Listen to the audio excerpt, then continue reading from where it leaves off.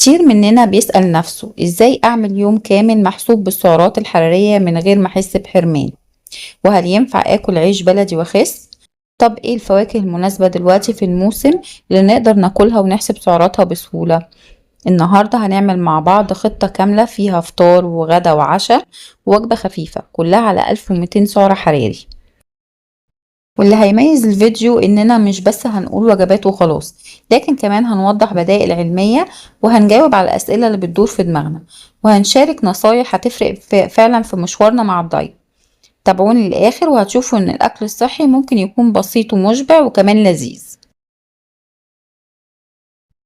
أول حاجة وجبة الفطار، وهي بتعتبر الوجبة الأساسية، عبارة عن كوب زبادي خالي الدسم و3 معالق من الشوفان. الفطار ده يبان بسيط جدا لكن قيمته كبيرة. الزبادي بيدي بروتين وبيساعد على الشبع، وشوفان فيه ألياف بتنظم الهضم وتخليك تحس ان معدتك مليانة لحد الغدا. وممكن نبدل كوباية الزبادي والشوفان وناخد 2 شريحة توست أسمر معاهم بيضة مسلوقة وقطعة جبنة قريش. يعني لو مش متوفر الزبادي عندك او مش بتحبه، البديل ده هيكون مشبع جدا ويديك نفس السعرات تقريبا. الغدا عبارة عن صدر فرخة مشوي قد كف اليد، ونص رغيف عيش بلدي، وطبق سلطة خضار. والغدا ده متوازن جدا، فيه بروتين من الفرخة ونشويات من العيش البلدي لكن بكمية محسوبة، وخضار بيديك ألياف وفيتامينات. بدايل الغدا، بدل صدر الفرخة ممكن نبدله بعلبة تونة مصفاة من الزيت، أو 3 معالق عدس مطبوخ، أو 2 كفتة مشوية.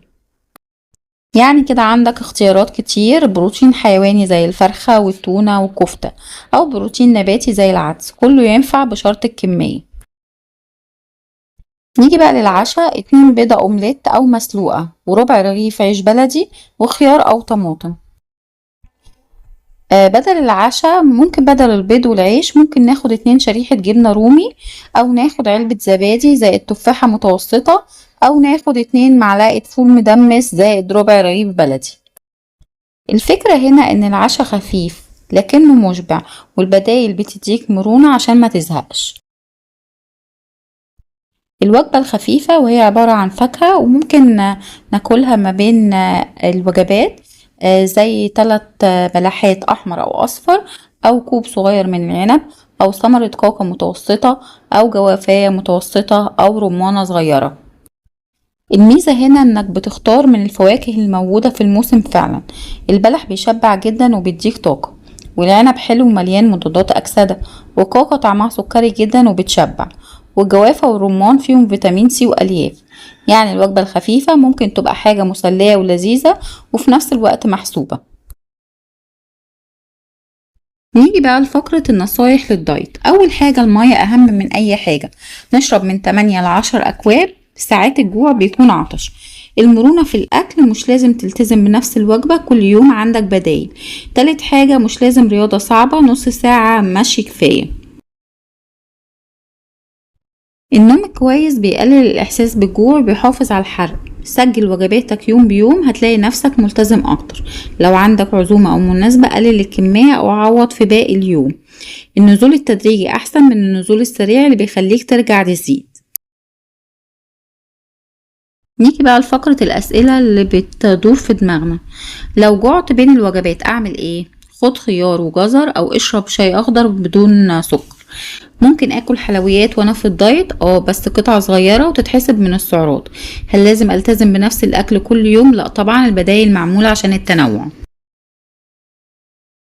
طب لو ما عنديش ميزان اكل، اوزن الاكل ازاي؟ بالمعلقة، بالكوب، او بالقطعة زي ما وضحنا في الوجبات. طب العيش البلدي ينفع ولا لا؟ ينفع جدا بس بالكميات، ربع او نص رغيف. ايه اكتر فاكهة تشبع ومش بتبوظ الدايت؟ التفاح والكمثرى والجوافة. طب الرياضة ضرورية عشان اخس؟ مش شرط، لكن بتسرع النتيجة وبتحافظ على شكل الجسم. طيب ليه في ناس بتخس اسرع من ناس تانية؟ عشان معدل الحرق بيختلف من شخص للتاني، وبيعتمد على الوزن والنشاط والنوم. وبكده نكون عملنا مع بعض خطة يوم كامل محسوبة على 1200 سعر حراري. شفنا الفطار والغدا والعشاء والوجبة الخفيفة، وعرفنا ان في بدايل كتير تخلينا نغير وما نزهقش. وكمان اتكلمنا عن نصايح عملية وأسئلة مهمة كلنا بنفكر فيها. الموضوع كله مش حرمان، لكن تنظيم واختيارات ذكية. لو الفيديو عجبكم ما تنسوش اللايك والشير والاشتراك في القناة عشان توصل لكم كل الأفكار الجديدة. استنوني في فيديوهات تانية هنكمل فيها رحلتنا للأكل الصحي والوزن المثالي. سلام.